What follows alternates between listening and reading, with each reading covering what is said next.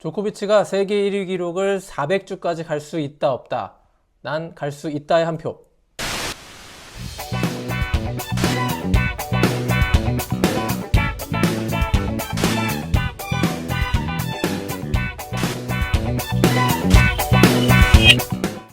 지난 주말에 즈베레프가 멕시코 오픈에서 치치파스를 물리치고 우승을 차지했습니다. 2018년 ATP 월드 투어 파이널 우승 이후 가장 큰 대회에서 우승한 것인데요. 그런데 즈베레프가 그 대회 도중에 세계 랭킹에 관련해서 굉장히 큰 불만을 표시했는데요.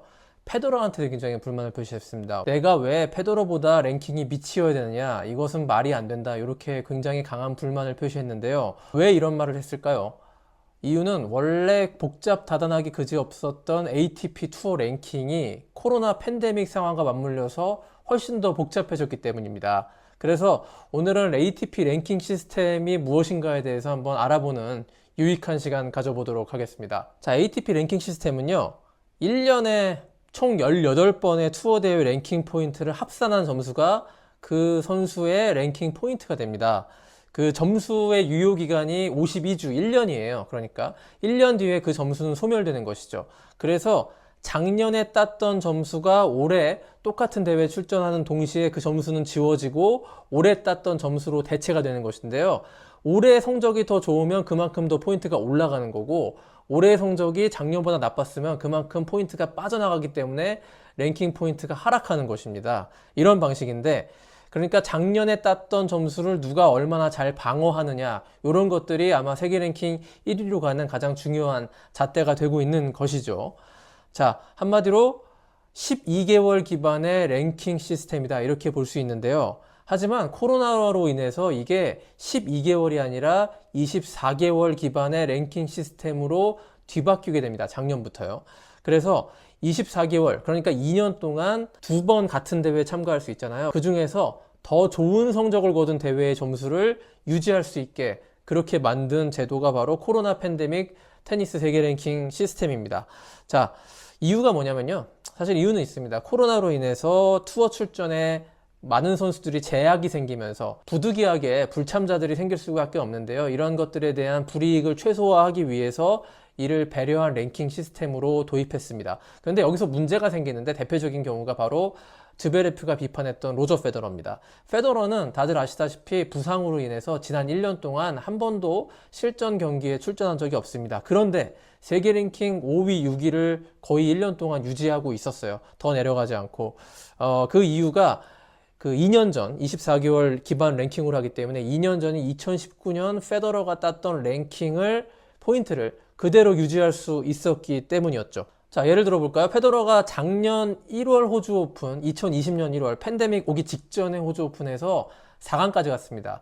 720점의 랭킹 포인트를 획득했는데, 자, 올해 2월에 다시 열렸죠. 그 코로나 팬데믹 상황 속에서도. 근데 이 대회는 무릎 부상 때문에 출전하지 않았습니다. 정상적인 ATP 랭킹 시스템 산정 방식이라면 로저 페더러는 720점의 랭킹 포인트가 그대로 빠져나가서 큰 폭으로 랭킹이 하락할 수밖에 없는 그런 상황에 놓이게 되는데, 코로나 팬데믹 랭킹 시스템에 의거해서 1년 전에 썼던 더 좋은 성적을 냈던 호주 오픈 2020년 점수를 그대로 유지할 수 있었습니다. 그래서 전체적으로 페더러가 세계 랭킹이 크게 하락하지 않고 아직도 톱 5권을 맴돌 수가 있는 것인데요. 이것이 열심히 팬데믹 상황에도 불구하고 투어 대회에 참가해서 성적을 내고 있는 즈베레프, 루블레프와 같은 선수들에게는 굉장히 좀 큰 불만 사항으로 제기가 된 것입니다. 그렇지만 앞으로 페더러가 이렇게 세계 랭킹을 그대로 출전하지 않았는데 유지하기는 좀 쉽지 않을 것 같습니다. 왜냐하면 ATP가 새롭게 발표한 랭킹 산정 방식에 의하면 올해 3월부터 8월까지 이어지는 이 대회, 그러니까 작년에 전혀 대회가 열리지 않았거나 대회 자체가 취소됐거나 대회를 가을로 연기했던 그런 대회들에 한해서는 이 대회 점수를 만약에 작년에 더 좋은 점수를 획득했다 하더라도 그 점수를 그대로 유지할 수 없고요. 최대 50%만 적용시킬 수 있는 그런 랭킹 시스템 산정 방식을 도입했습니다. 그래서 앞으로는 안 뛰면은 불이익이 생길 수밖에 없는 것입니다. 자, 그렇다면 본론으로 들어가겠습니다. 노박 조코비치는 1위를 언제까지 유지할 수 있을까요? 자, 올해 연말 랭킹 1위로 마무리할 가능성이 상당히 저는 높다고 생각을 합니다. 현재 조코비치가 2위 메드베데프와 랭킹 포인트 격차가 2000점이 넘거든요. 물론 조코비치가 방어해야 될 포인트가 적지 않습니다.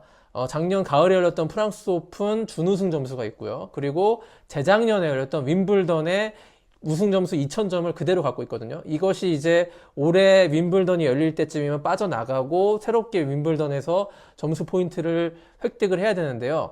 만약 조코비치가 윈블던에서 초반 광탈을 하더라도 이 50% 룰에 의거해서 윈블던에서 미니멈 1000점의 점수는 확보하고 들어가는 겁니다. 그래서 조코비치가 랭킹 포인트를 방어하기에는 그다지 나쁜 환경은 아닙니다. 자, 그래서 조코비치한테는 뭐 든든한 쿠션이 있다라고 볼 수가 있는 것인데요. 그렇다고 마냥 조코비치가 연말까지 1위를 순항할 수 있느냐? 저는 그렇지는 않다고 봅니다. 2위 메드베데프의 약진이 심상치 않거든요. 특히 메드베데프는요, 3월부터 8월까지 지켜야 될, 방어해야 될 랭킹 포인트가 별로 없습니다. 이 선수가 프랑스 오픈 1회전 탈락했고 윈블던에서 잘 못했기 때문에 사실 그랜드슬램 대회에서 큰 부담이 없고, 당장 이번 주에 개막하는 마이애미 오픈 1000 시리즈에서 우승만 차지하면 거의 1000점을 그대로 얻을 수 있어요. 반면에 조코비치는 불참을 선언했기 때문에 마이애미 오픈에서 메드베데프가 우승을 차지하면 이 둘의 격차는 2000점에서 절반인 1000점까지 줄어들게 되고, 만약 그렇긴 힘들겠지만 메드베데프가 프랑스 오픈에서 굉장히 선전한다. 예를 들어서 나달을 꺾고 우승까지 차지한다. 이렇게 된다면 2000점을 그대로 얻을 수 있잖아요. 그렇기 때문에 조코비치와의 격차를 급속도로 좁힐 수가 있는 그런 환경이 조성이 됩니다. 이건 윈블던에서도 마찬가지고요. 조코비치는 사실 본인이 잘하는 것도 중요하지만 2위 메드베데프가 얼마나 그 8월 윈블던까지 US 오픈 직전까지 얼마나 많은 랭킹 포인트를 쌓을 수 있느냐도 연말 세계 랭킹 1위 경쟁에 아주 중요한 변수가 될 거라고 저는 보고 있습니다. 자, 그런 면에서 이번 주 개막하는 마이애미 오픈, 다시 한번 말씀드리지만 굉장히 올 시즌 랭킹을 전망하는 데 있어서 중요한 첫 번째 대회가 될 것 같고, 조코비치 그리고 페더러 그리고 나달이 이번 마이애미 오픈에 다 기권했습니다.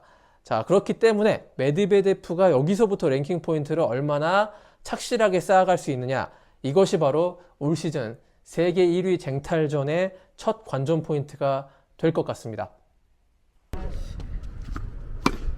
나 방금 이 샷이 마음에 들어.